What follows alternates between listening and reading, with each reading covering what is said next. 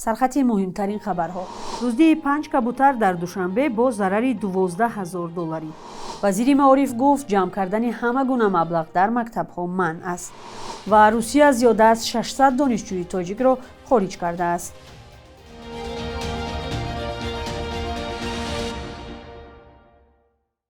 سلام بینندگان عزیز، هفته نوتون بخیر باشد. تازه‌ترین اخبار تاجیکستان و جهان را تقدیم شما میکنیم. امروز 2 فوریه سال 2026 است.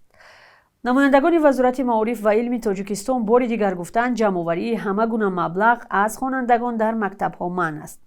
رحیم سعیدزاده وزیر معارف 30 ینور در نشست خبری گفت در رسانه‌ها شکایت‌ها از پول جمع‌کنی در مکتب‌ها را می‌بیند، اما بیشتری آنها عمومی هستند. برای همین وزیر معارف از شهروندان خواست اگر درباره طلب پول از خوانندگان دلیل انیق دارند به این نهاد مراجعت کنند. در نشست خبری وزارت معارف گفتند گرفتن پول از خواننده مکتب تنها برای درس‌های علاوگی و آن هم با راضیگی پدر و مادر اجازت است. جمع کردن پول از خوانندگان مکتب‌ها برای تعمیر، عبونه یا با سبب‌های دیگر حرفی نو نیست. سال‌هاست که این شکایت از سوی والدین خوانندگان صدا می‌دهند، اما اکثر آنها با دلیل مشکل ایجاد نشدن برای فرزندانشان در این باره صحبت نمی‌کنند. بینندگان عزیز، آیا از فرزندان مکتب‌خوان شما هم پول طلب می‌کنند؟ لطفاً نظرتان را در زیر این برنامه به ما نویسید.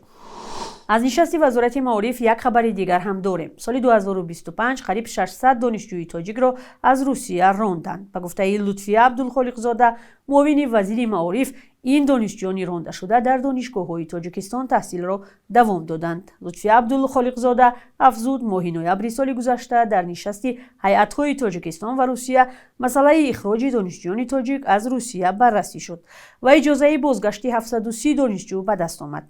اینها دانشجویانی بودند که دوام 2 سال اخیر از روسیه اخراج شده بودند. لطفی عبدالخالق زاده گفت آنها به روسیه حجت‌های پیشنهاد کردند که نشان می‌دهد 730 دانشجو به اساس خارج شدند. بعد این به گفته معاون وزیر، روسیه گفته است 730 نفر را قبول می‌کنند، ولی علاقه قسم زیادی این دانشجویان نخواستند به روسیه برگردند. سال‌های اخیر شکایت از مشکل شدن ورود دانشجویان به حدود روسیه زیاد است. اکثرا دانشجویان تاجیک هنگامی بازگشت از تعطیل به روسیه یا مرز را گذشته نمی‌توانستند یا به دانشگاه راه نمی‌یافتند. مقامات کشور گفته بودند روسیه سبب راندن دانشجویان را شرح نمی‌دهد. در جای پیشین بازار معروف شاه منصور یا زیلیان دوشنبه مهمانخانه و مجموعه تجارتی می‌سازند. در این باره سمی عزیزیان سردار اداره معماری دوشنبه روز 29 ینور به رادیوی آزادی خبر داد. اما با وجود پرسش‌های به تکرار عزیزیان نگفت که کدام شرکت‌ها در جای بازار شاه منصور مجموعه می‌سازند و ساختمان کی آغاز می‌شود. بازار شاه منصور یکی از قدیمی‌ترین مکان‌های سودا در شهر دوشنبه سال 2017 بسته شد و بازار را ویران کردند.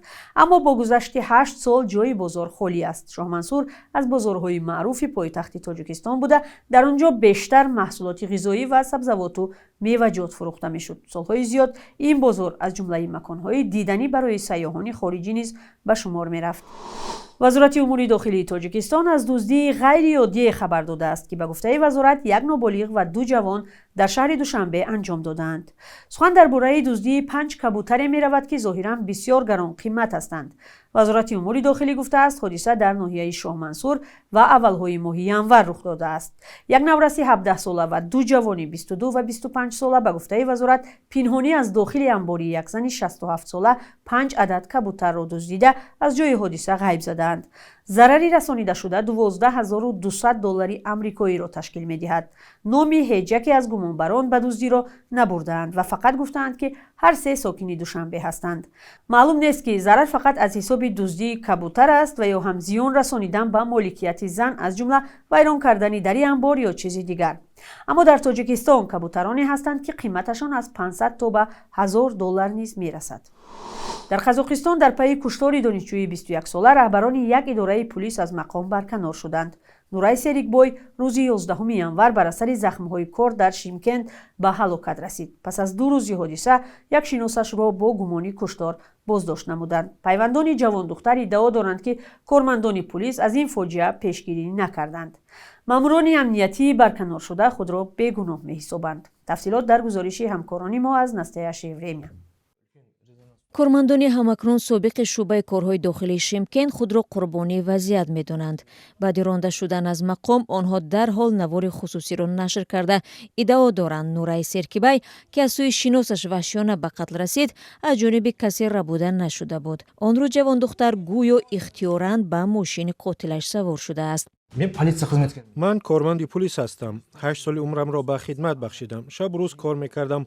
از رتبه سرژانت سر کرده به رتبه بلندتر رسیدم.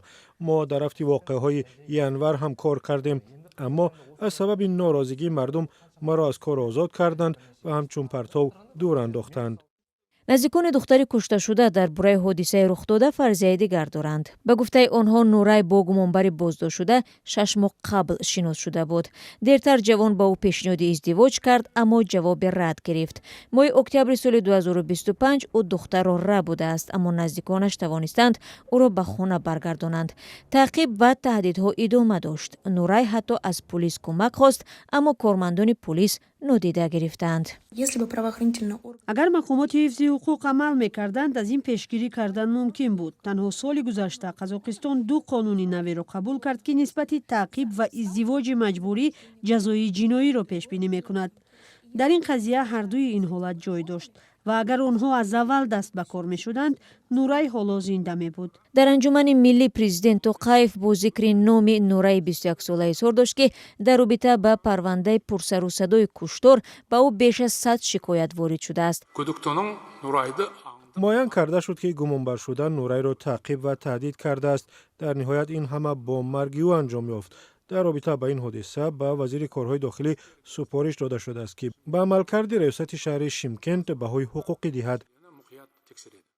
وزارت کارهای داخلی قزاقستان در یک روز تمام رهبریت شعبه پلیس شهر شیمکент را برای تأمین ناکافی رعایت قانون عیبدار نمود. رهبران و چند نفر افسرانی که در این قضیه اشتراک داشتند خود همان روز از کار آزاد کرده شدند، اما ظاهراً افسران سابق پلیس با این تصمیم راضی نیستند. قتل نورای سرکیبای تمام کشور را تکان داد. در حال پس از بازداشت گمانبر و اعلان تفتیش در شبکه‌های اجتماعی فلش ماب آغاز شد. کسی نیست که به حمایت زنان برخیزد. هر کجای نرویم، هر قدر زنان صدا بلند نکنند، در شبکه‌های اجتماعی ظاهر نشوند، آنها را تجاوز میکنند، لط و کوب میکنند، میکشند. زیرا پلیس ما همین گونه است و قانونهای ما همین طور کار میکنند.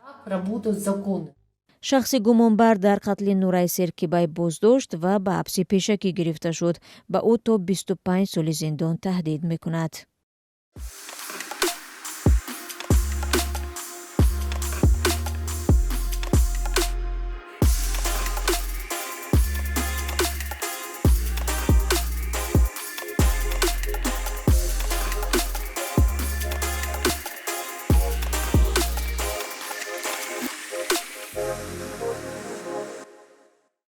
بخش یک روز تاریخ است که مهمترین تحولات تاریخی در روز 2 فوریه را فرا میگیرد.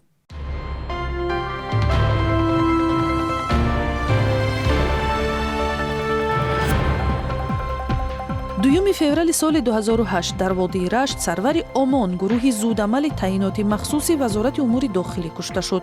марги ӯ дар пайи як даргирии миёни як гурӯҳ аз раёсати марказии мубориза алайҳи ҷиноёти муташаккил, гурӯҳи зудамали таъиноти махсус ва бахши раштии раёсати мубориза бо ҷиноятҳои муташаккил рух дод.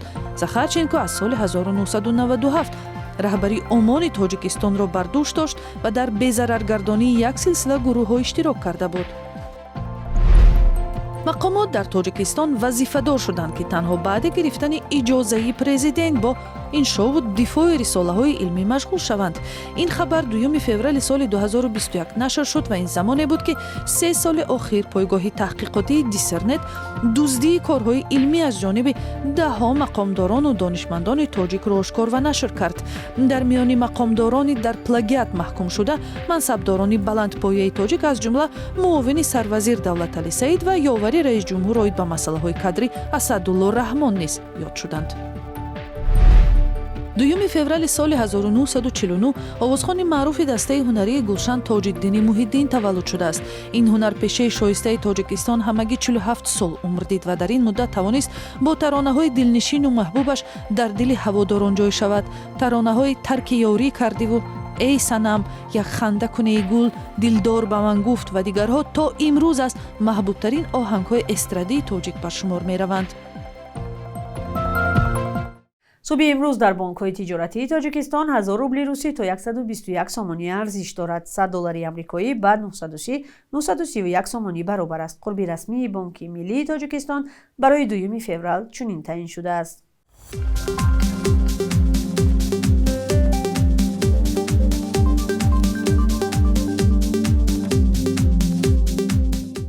بینندگان عزیز، به پایان برنامه نوید رسیدیم. خبرهایی از این بیشتر را در سامانه رادیوی آزادی با نشانی azadi.org و صفحه های ما در شبکه‌های اجتماعی پیدا و پیگیری کنید. خدا نگهدار.